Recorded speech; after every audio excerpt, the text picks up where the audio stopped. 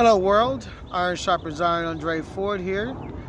Today is about emotional intelligence, or more about how you can control your emotional intelligence.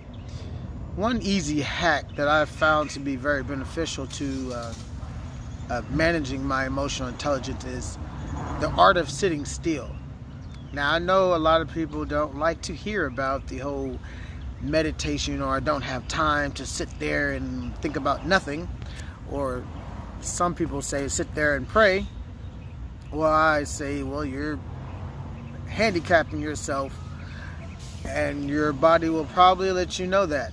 If you're feeling tense all the time, or having issues with digestion, or you're having a mental block, is most likely because your emotional intelligence is actually emotionally dumb.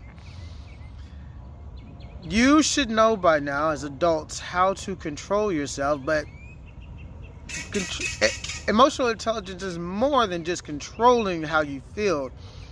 It's about being okay with how you feel.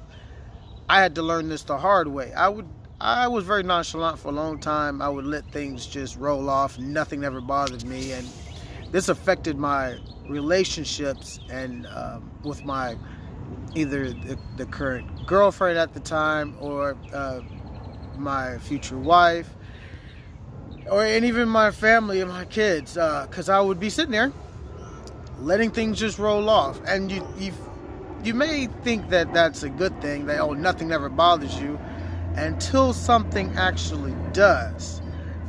And then all that wall that you built for all those stressful situations that you had holding back are now coming out like a flood, coming out of the floodgates and destroying everything in its path. And in some cases, it becomes very dangerous for everyone around you, as we've seen on the news in a lot of cases where we try to figure out why a person done that to another person because it was so gruesome. It's because they didn't have enough emotional intelligence. It's okay to feel bad sometimes. It's okay to be mad about something.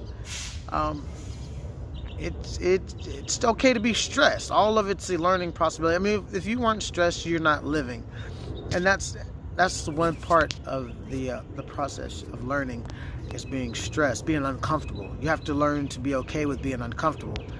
I have been practicing that for a long time, and no, it's not an easy process. Of course, it's something you have to continue to work at.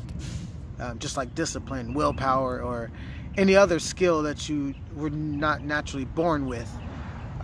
But meditation helps with processing information, feelings, images that you didn't get time to process while you were sleeping.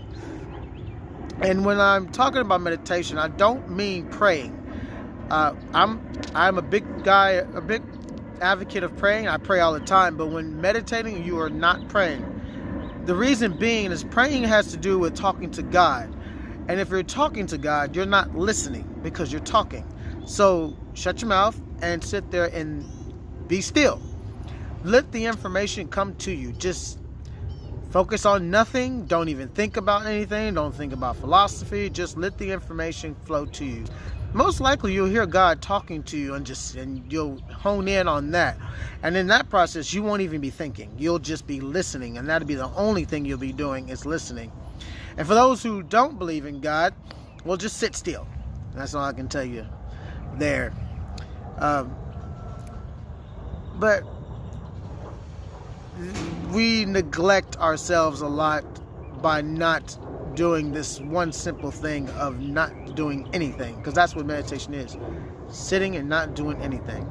So I challenge you today to take 10 minutes today to just sit somewhere with no distractions, no cell phones, no nothing, and just absorb life without thinking. Have a great day.